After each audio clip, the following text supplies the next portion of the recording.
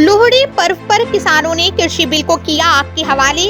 लोहड़ी पर्व पर आज दर्जनों किसानों ने तहसील परिसर में केंद्र सरकार द्वारा किसानों के लिए बनाए गए कृषि कानून की प्रतियां आग के हवाले की। किसानों का सीधा कहना है कि ये कानून सरकार ने किसानों के लिए नहीं बनाया, ये कानून पूंजीपतियों के लिए बनाया गया है। पूंजीपति अनाज का भंडारण कर किसानों का खून चूसने का काम करेंगे।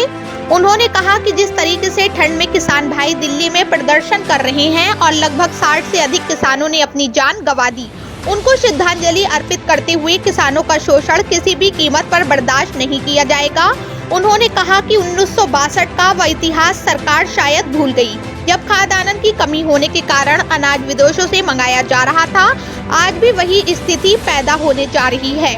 उन्होंने कहा कि 26 जनवरी के दिन परेड ग्राउंड में एक तरफ सरकार झंडा फहराएगी तो दूसरी ओर किसान ट्रैक्टर पर झंडा बांधकर शांतिपूर्वक तरीके से अपना विरोध प्रदर्शन जताएगा।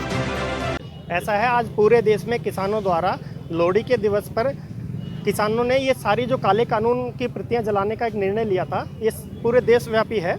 और जो सरकार ने ज़बरदस्ती काले कानून किसानों के लिए बनाए हैं, नाम किसानों का है पर है उद्योगपतियों के लिए, ये किसानों को मंजूर नहीं है। और उसी के विरोध स्वरूप हमने आज ये तहसील में काले कानूनों की प्रतियां जलाई हैं। आगे की क्या रणनीति रहेगी? आगे की रणनीति बनाई है, वो कमेटी में वही लोग हैं जो सरकार को इन कानून बनाने में समर्थन दे रहे थे और उनकी अध्यक्षता में ही ये काले कानून बने हैं। और सुप्रीम कोर्ट, माननीय सुप्रीम कोर्ट को शायद गलत जानकारी देके इन्हीं लोगों को फिर से कमेटी में ला दिया है। तो किसान इन पे भरोसा नहीं कर रहे, क्योंकि ये लोग तो समर्थन वाले हैं। ये किसानों का कहाँ से पक्ष रख पाएंगे? ये तो काले कानूनों को समर्थन ही करेंगे। हम माननीय सुप्रीम कोर्ट से निवेदन करते हैं कि ये कमेटी के चारों आदमी हटाए जाएँ और हमें सिर्फ बिल वापस चाहिए। केंद्र सरकार को आदेश दें कि केंद्र सरकार बिल वापस ले और उसके बाद ही हम अपने घर वापस जाएंगे। 26 जनवरी को हमारा जो ट्रैक्टरों का हमें रैली निकालनी है और जो राजपथ पर हम ट्रैक्टरों के साथ अब की बार अपना विरोध स्वरूप एक मार्च निकालेंगे। एक तरफ परेड चलेगी, एक तरफ ट्रैक्टरों के साथ किसान चलेंगे और शांतिपूर्ण होगा ये सब के साथ। ट्रैक्टर पे हम तिरंगा झंडा लेके चलेंगे। सरकार अगर झंडे के ऊपर वाटर कैनन चलाती है, डंडे चलाती है, तो राष्ट्रीय ध्वज पर अगर वो डंडा चलाती है तो सरकार का साफ मंशा जाहिर होती है कि वो किसानों के खिलाफ भी हो और जो देशभक्त किसान है इनके खिलाफ भी। देखिए, आज सारे देश के किसानों का एक ही मुद्दा है, जो सरकार ने किसानों का नाम लेकर, किसानों के हित में कानून बनाए, ये नाम लेकर ये उद्योगपतियों के लिए कानून बनाए। सारा आज देश का हर किसान का बच्चा समझ गया है कि ये किसके हित में है, किसके अहित में है। और सरकार जो है इसके ऊपर एक तानाशाही रवैया अपना रही है कि उनको वापस नहीं ले रही है।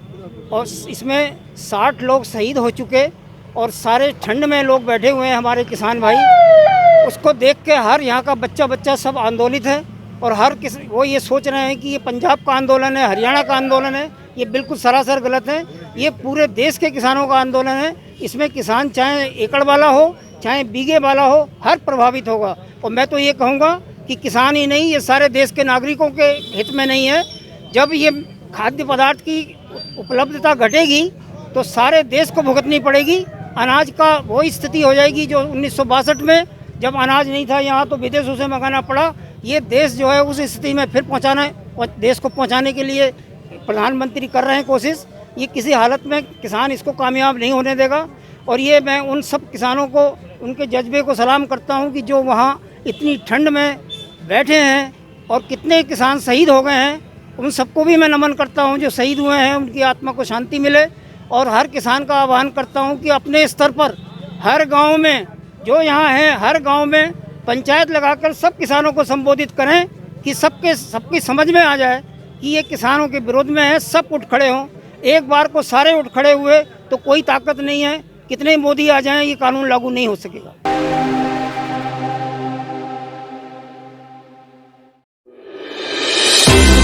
क्या चल रहा है राजनीति की गलियारों में? की सरहदों पर खून बहाता हमारा जवान, गांव के खेतों में पसीना बहाता हुआ हमारा किसान।